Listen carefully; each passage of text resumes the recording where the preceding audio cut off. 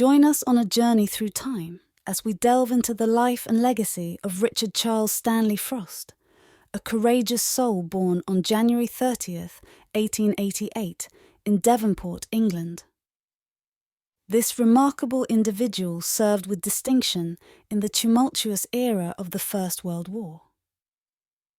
Enlisting with the 8th Argyll and Sutherland Highlanders, Richard embodied resilience on the front lines, later transitioning to the Duke of Cornwall's Light Infantry as a second lieutenant. The following is one of his letters to a certain Mr. Hunt. Dear Mr. Hunt, I expect you have heard at the office about me being in England suffering from gas poisoning, and as it is quite a long time since I last wrote to you, no doubt a few lines will be acceptable to explain matters.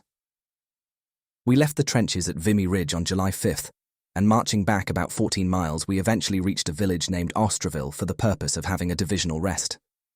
The signallers thought an orchard would be very convenient to erect bivouacs in, so when we were busy carrying out this idea, an old Frenchman appeared at the scene and raised objections. However, he agreed at last to allow us in at one end of the orchard, thinking, I suppose, that we would wander about his place. We had an enjoyable time here for 6 days, and then had to return to our old billets near Mount St. Eloi until the whole of the division had retired. We guessed by this move that our rest was over, and the following days were spent in marching and travelling by motor lorries and train until we arrived at Mericourt Station on July 21st near Albert. After a delightful swim in the river near the billet, we marched off the following night to take part in the Big Push.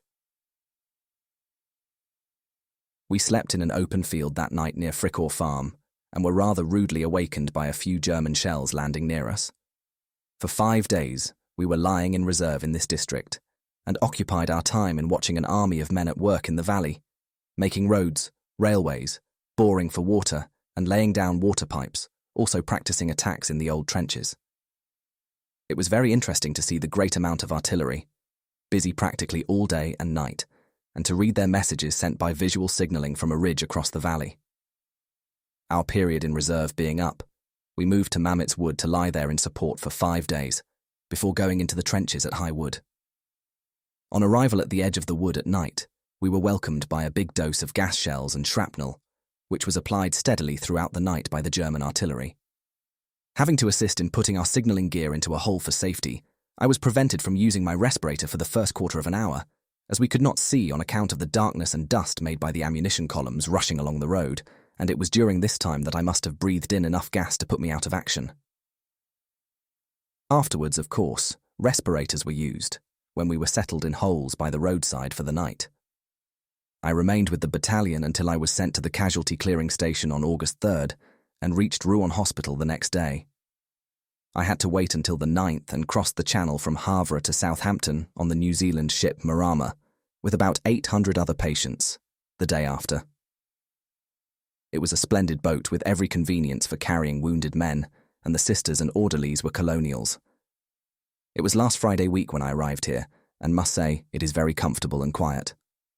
I had to remain in bed until last Saturday, but of course I cannot do any route marching yet, so I have to take life quietly, which is no hardship, I can assure you, after France. I am on an ordinary diet and taking medicine. I hear you have Mr. Simons back again. Is that so? And is he back in the same old spot?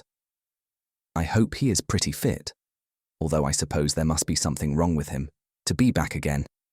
I suppose things are as quiet as usual with you. Have you had your holidays yet? This is about your time, I believe.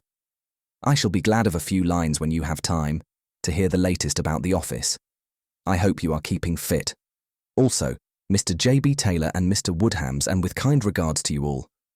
Yours sincerely, Frosty. P.S. It is a treat to write a letter without the censor's shadow over one.